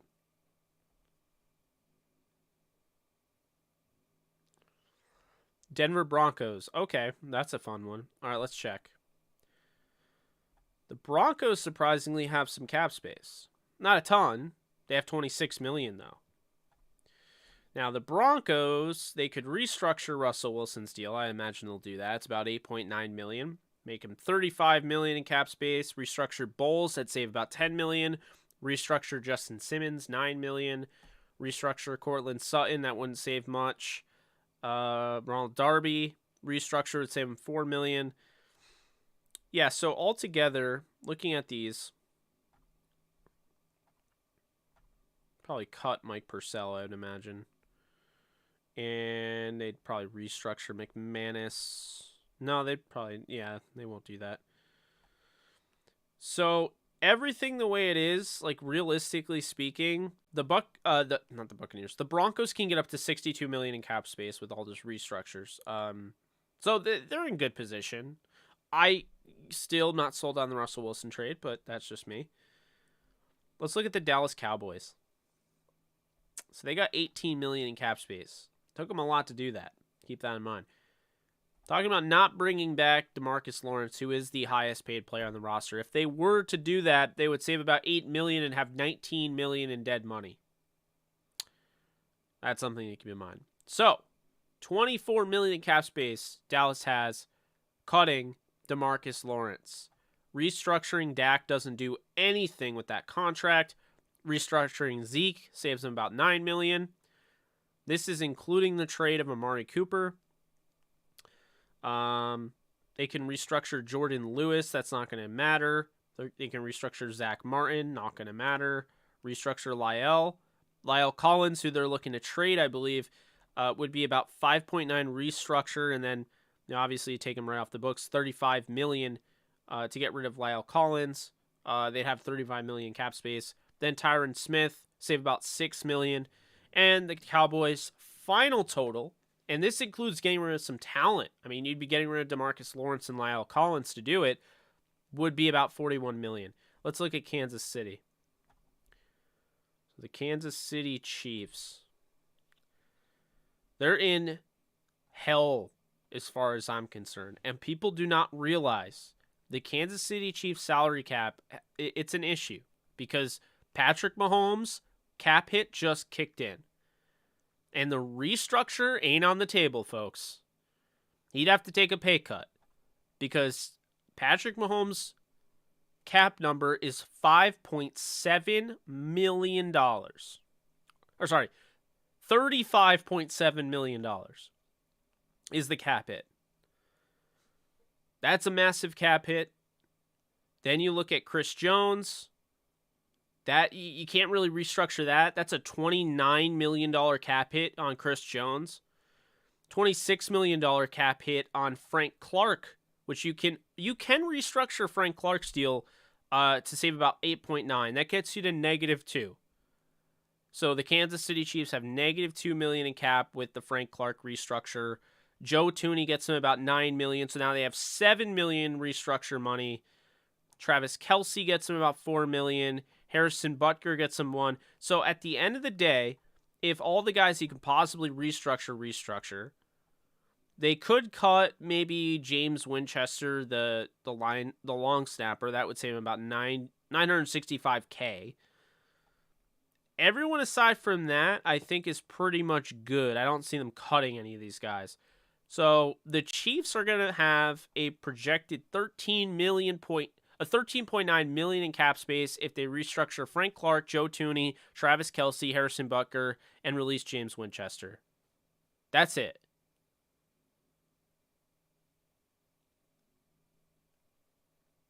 Mahomes' salary finally kicked in. He agreed to it.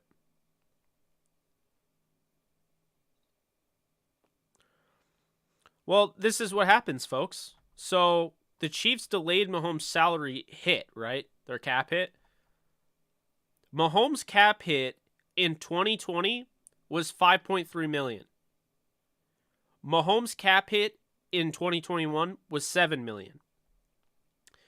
Oh boy, it only gets worse from here on out, folks. Spotrac.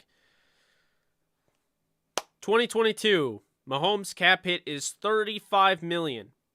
You can only save about $4 million with a restructure in each year. So it's 35 this year, 46.7 next year, 44.2 the year after that, and then 46.2, and then 41.9, 59.9, 44.4, 44.9, 50.4, 52.4. And then he's a unrestricted free agent in 2032. They kicked the can down the road, and now things aren't going to be easy. They're not going to be able to go out and get whoever they want. This is why I've been saying the Chiefs have been just delaying the inevitable. Because guess what? Guess what, folks? Guess what's right around the corner? If you said Travis Kelce and Tyreek Hill's payday, you would be right. Because believe it or not, well, Travis Kelce, his doesn't expire until 2026. They already paid him. But he could ask for, an extension. But anyway, Chris Jones' contract is up in 2024. Tyreek Hill's contract is up in 2023. So they have to pay him, Hardman, Orlando Brown, Juan Thornhill, Rashad Fenton, Colin Saunders, Nick Allegretti. They have plenty of guys that they're going to have to pay. What was the last thing someone asked me? The Commanders? Washington Commanders, they have a weird, because they got Carson Wentz deal, so they have $5.7 million in cap space, but they are going to release Landon Collins, and it says that they haven't done that yet, so let's just do that. So saves them about 6.6. So now they have, the updated, they have negative right now, so Landon Collins' release is going to make it $6 million in cap space for the Commanders. They have a 30-year-old William Jackson that they could cut and only save $1 million. That doesn't make any sense. Restructure doesn't really help. They can restructure Carson Wentz's deal, and if they believe Carson Wentz is their guy longer than just this year, that is what they'll do. Wentz is under contract until 2025, and if they want to kick that can down the road, then they'll save $13 million in cap. I'm sure he would be up for it, but I'm going to say they don't do that because that's a lot. So, restructure Curtis Samuel, that's 3.7. Restructure Kendall Fuller, that's 3.4. Restructure Chase Roulier, that's about $4 million. Jonathan Allen, that doesn't help. Logan Thomas doesn't help. I could see them outright cutting Logan Thomas, but that also wouldn't help either. So maybe they'd trade him. And then Charles Leno, you can't restructure him. So really, there's a pathway to $17 million in cap, $20 million. Like, the Washington doesn't have a lot of leg room, It doesn't work that way. So, okay, let's go on. We had someone ask about the Patriots. Let's see what the New England Patriots are at. Okay, so the New England Patriots have $13 million in cap space, but I'm sure the way they structure their contracts, they could probably get some money out of it. So, restructure of Matt Judon saves 6.6. Restructure of Hunter Henry saves $3 million. Restructure of Johnny Smith saves 5. Restructure of Shaq Mason saves 2.8. So if the Patriots restructure everyone that they can possibly restructure, they would have $34 million in cap space. So let's go to the Rams. I know we've been over it before, but in case anyone isn't aware of it, let's go to the Rams here. And the Rams, hard to know because we don't know the cap hit. We won't know the figure for Aaron Donald, but let's just give him a restructure for now. That's 5.4. Jalen Ramsey saves about $11 million. Leonard Floyd saves $10 million. Cooper Kupp saves $6.9 million. Robert Woods saves 6.6. Tyler Higbee saves 2.6. Johnny Hecker saves 565. Whitworth is then the $17 million is off the books if he retires. We'll say Matthew Stafford's cap hit goes down to say $15 million cap hit. Obviously, keep in mind it's going to be heavy based with the contract itself. So there's that. I don't think they're going to cut Ashawn or anybody like that, but so yeah. That is, as of right now, the Rams are looking, and they can do a lot more, but as of just right now, it's $41 million that the Rams would have in cap space. They have a pathway to 100. They can do a bunch of wacky stuff. I don't think that they will do it, but that, as of right now, that's what it would be. So, yeah. Dead cap is not bad. It's thousands. There's no millions in dead cap. They have $400,000 for OBJ. That's the guaranteed money. Ernest Brown, $205 million. Troy Warner, $8,000. Jovan Grant, $6,000. Jordan Meredith, $5,000. Tristan Jackson, $4,000. George Sylvanik, 4,000. Max Roberts, 2.6. 2.6K. Bronte Harris, 2,000. Jeremiah Haydell, 2,000. Landon Akers, $666. And Paris Ford, $667. So, yeah, that's how that looks. Pretty crazy.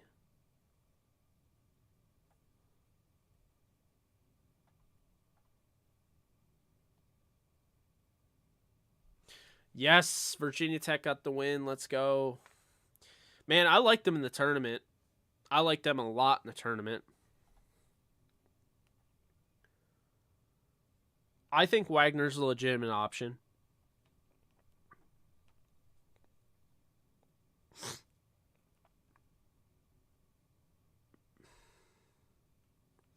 I doubt that they cut Hecker. Hecker took such a big pay cut that, he could restructure. But I mean, he would be like, yeah, you just wouldn't be saving enough. Yeah, he took a big enough pay cut, like 2 point whatever million.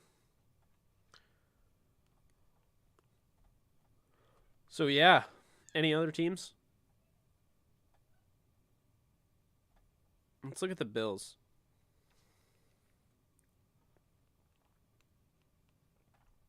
Oh, the Bills don't have as much cap as I thought.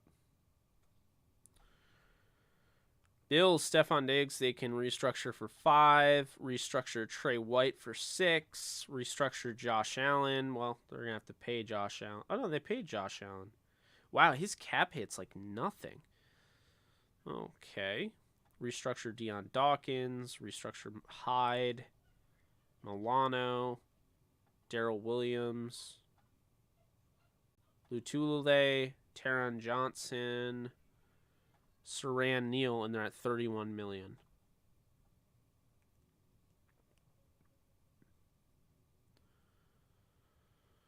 Yeah, that's interesting.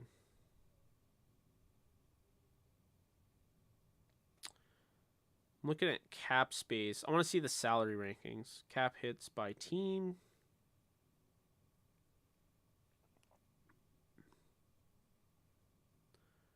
Top base salaries. Deshaun Watson has the highest base salary in 2022. Tied with Kirk Cousins. And third is Ryan Tannehill. Fourth is Aaron Rodgers. Fifth is Jimmy Garoppolo. Wow. That's crazy. The more you know.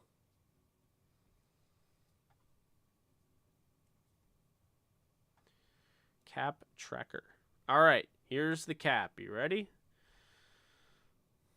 Indianapolis has $69 million in cap space. The Jets have 48. The Dolphins have 48. Seattle is 45. Jacksonville is 39. Bears have 36. Bengals have 33. Raiders have 32. Panthers have 29. Steelers are in 10th with 27. Broncos 26. Lions 24. Eagles 23. Chargers 22. Dallas 18. Ravens 16. Falcons 16. New England 13. Houston 12. The league average is 15 million apparently. At 20, Washington Commanders have 5.7. Arizona has 5.5. Bills have 824,000. Tennessee has 320. Cleveland is over the cap, -3. Tampa has -3. Giants have -3. Kansas City has -6. Saints have -6. 49ers have -7. Vikings have -15. Rams are at 31 with -20. And the Packers have -43 million in cap space. Keep in mind the Rams -20. I mean, that number is just there. The Rams will have plenty of cap space, so don't worry about that. But we have to wait and find out, based on the actual contract. I don't think Saquon's getting traded personally. Do they have Aaron Rodgers deal in here? I don't think they do. There's no way they do, because his base salary, he'd be the highest paid this year. Yeah, I don't think they do. Oh, well. There's a time change.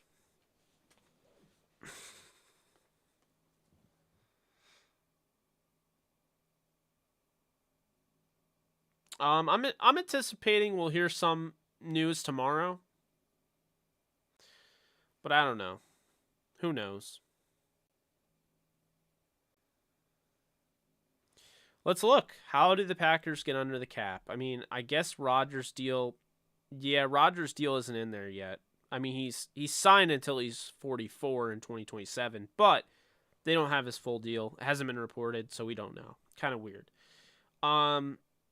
Okay, so go to Green Bay. How do we get the Packers under this $43 million salary cap? Well, we got the franchise tag and Devontae Adams. That's also hurting it. Zadarius Smith is $27 million against the cap. Preston Smith could be a cut candidate. That would save about $12 million. That puts you at $32 million in cap space. David Bakhtiari, restructure doesn't help apparently. Cutting him does not help at all. Would really hurt. Kenny Clark restructure doesn't help. They already restructured most of these guys. Yeah, I don't know what the Packers were going to do, to be honest with you. Cutting Dean Lowry would save you about $4 million. They'd cut Billy Turner at that $9 million number, probably get it down to $4 million. They'll cut Randall Cobb will have to come back on a cheaper deal. Save about $6 million cutting him. Mason Crosby could be a cut candidate, saving about 2.3. Mercedes Lewis probably come back on a cheaper deal.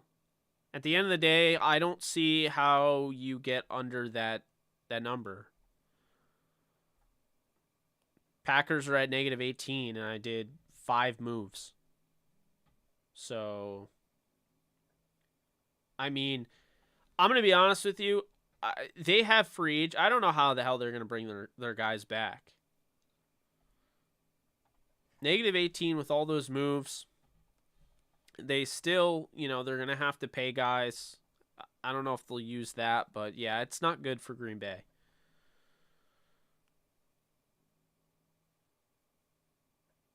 Who else is I going to look at? The Pittsburgh Steelers are intriguing to me.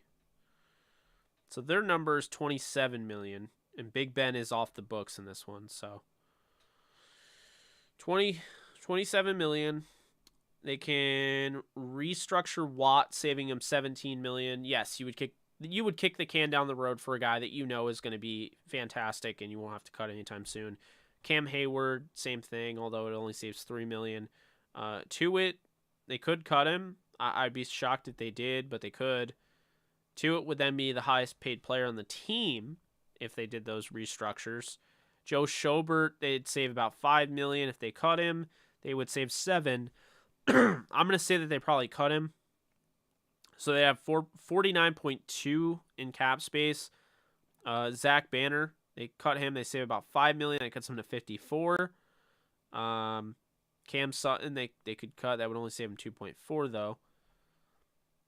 Joe Haig, I guess, would save him 2.6. So they have a pathway to close to $60 million in cap space. I mean, the Steelers, they have enough to get any quarterback they want. They can make it work.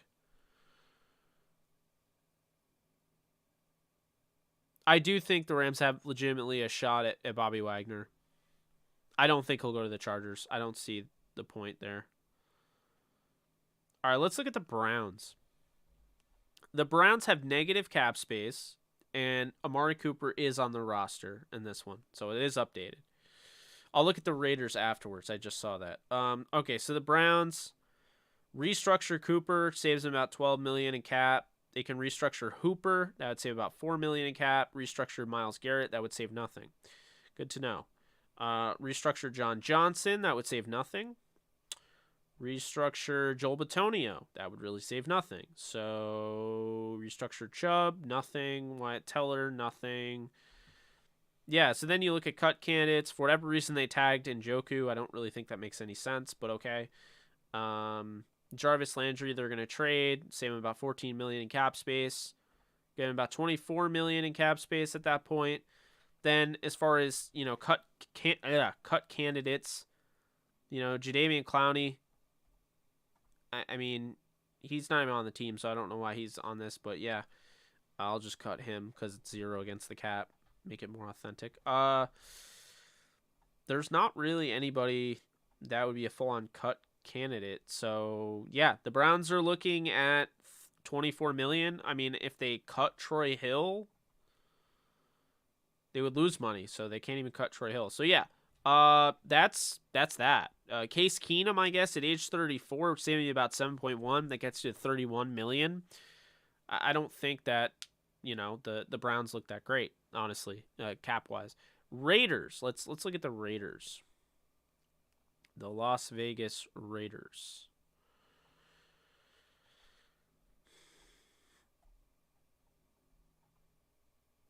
So it looks as though Littleton was not a cap casualty. They just didn't want, at least this year.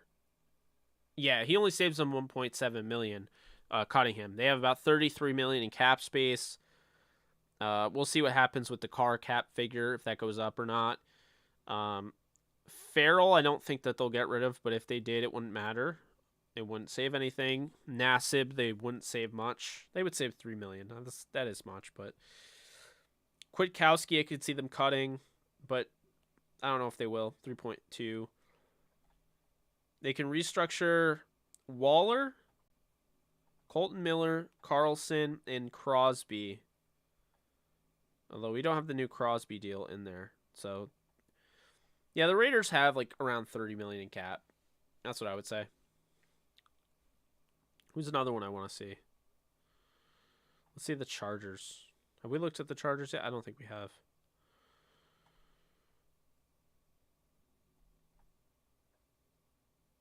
They have 22 million in cap. Oh yeah, we did look at them. Yeah, Michael Davis. Yeah, we did look at them.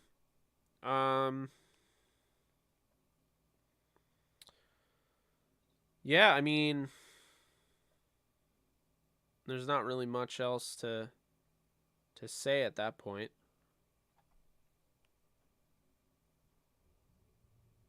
I'm on Spotrac. Vikings. All right. Vikings have negative 15 million in cap space. So, yeah, negative 15 million isn't ideal. We'll look at what we can do. Danielle Hunter has 26 million against the cap. Restructure doesn't do anything whatsoever. Thielen saves 7 million. Kendrick saves 4. Harrison Smith saves 1. Dalvin Cook restructure saves 5. Michael Pierce restructure saves 3. Brian O'Neill saves 2. Cutting CJ Ham outright saves about 1.9. Restructuring him saves not even 1.9. So 5 million in cap space. They just don't really have a lot of spending, buying power, I guess.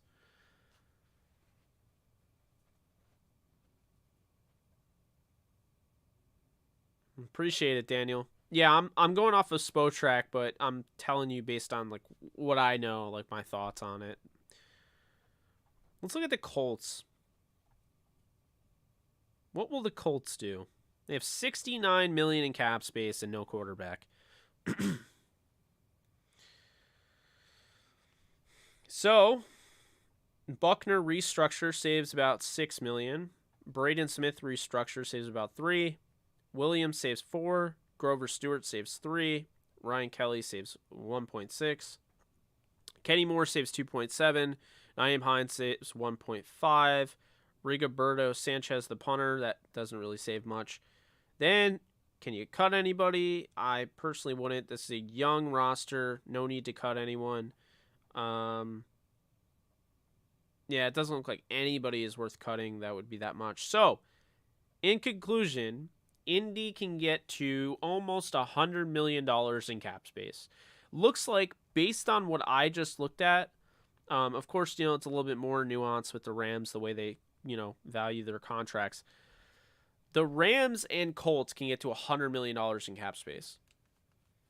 Anyway, on to the Lions. Now, I'm not saying the Rams will. They have to do a lot. I'm not saying the Colts will either, but they have a pathway to that. It exists. So the Lions, 11 million in cap space. Restructure Jared Goff, kick the can down the road, saves you about 6 million. Restructure Trey. No, they got rid of Trey Flowers, right? 10 million, 10.3 million saves. So they have 28 million there. Taylor Decker restructure saves 9. Aquara restructure saves 4. Brockers restructure saves 2. If they cut him outright, doesn't save that much. So restructure there. Vitae restructure saves 3.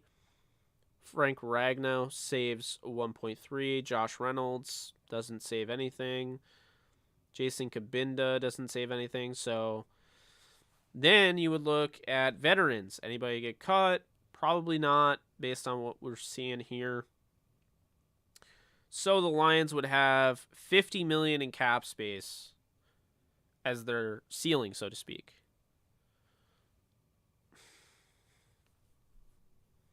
I mean, I'm just saying if you want to restructure them. I'm not saying do it. I'm just telling you what you would get if you did it.